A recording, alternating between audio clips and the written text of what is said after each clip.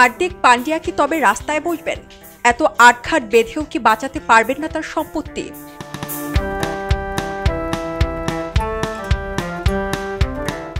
বেশ কয়েকদিন ধরেই ঘুরে বেড়াচ্ছে হার্দিক পান্ডিয়া ও নাতাশার বিচ্ছেদের গুঞ্জন।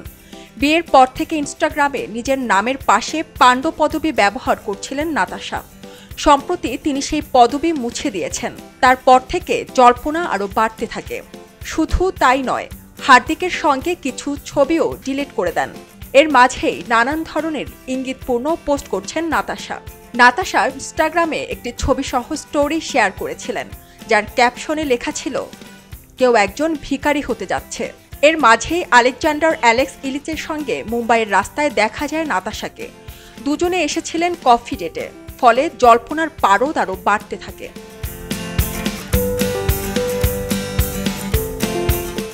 বিবাহ বিচ্ছেদের বিষয়টি সত্যি হলে হার্দিকের সম্পত্তির ৭০% মালিক হবেন নাতাশা ও তার শিশুপুত্র অগস্ত্য। অনেকে বলছেন এর জন্যই নাতাশা ইনস্টাগ্রামে লিখেছেন, কেউ একজন ভিখারি হতে যাচ্ছে। যদিও কম যান না হার্দিক পান্ডে। বেশ বুদ্ধি খাটিয়ে চলছিলেন তিনি। এত কষ্টে উপার্জিত সম্পদ কেই বা হারাতে চান?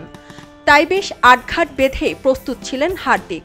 অনেকদিন আগে এক রেডিও প্রোগ্রামে হার্দিক বলেছিলেন, তার সকল সম্পত্তি তার মায়ের নামে, আর শাশুড়ির সম্পত্তি ছেলের বউ পাওয়ার কোনো বৈধ আইন নেই। সেক্ষেত্রে হয়তো বেঁচে যাবেন হার্দিক পান্ডে। তবে পুরোপুরি বিপদমুক্ত নয় হার্দিক। ভারতের এই আইনটি কিছুটা জটিল। এখানে আনুমানিক বেতনের ওপর মোট সম্পদ গণনা করা হয়। এরপর আদালত চূড়ান্ত অর্থ প্রদানের পরিমাণ নির্ধারণ করবেন। সেক্ষেত্রে সম্পত্তি কার নামে, কার কর্তৃত্বে, কোথায় রেখেছে তা গুরুত্বপূর্ণ নয়। তাই এই বিপদ থেকে পালানোর কোনো পথ আপাতত নেই হার্দিক পান্ডিয়ার কাছে।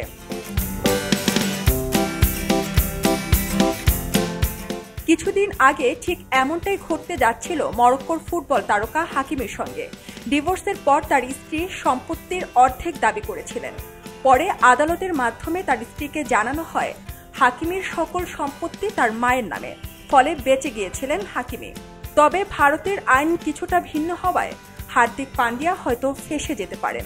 এই ঘটনার পর ভারতের এই আইন নিয়ে বেশ আলোচনা হচ্ছে। কিছু নারীরা এই আইন ব্যবহার করে হাতিয়ে নিচ্ছেন স্বামীর কষ্টে উপার্জিত সারা জীবনের সম্পদ। ফলে আইনটির বিরোধিতা করছেন অনেকেই।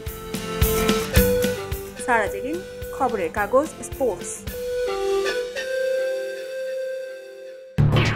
এলো খবরের কাগজ, নিখাদ, নির্ভীক, নিরপেক্ষ।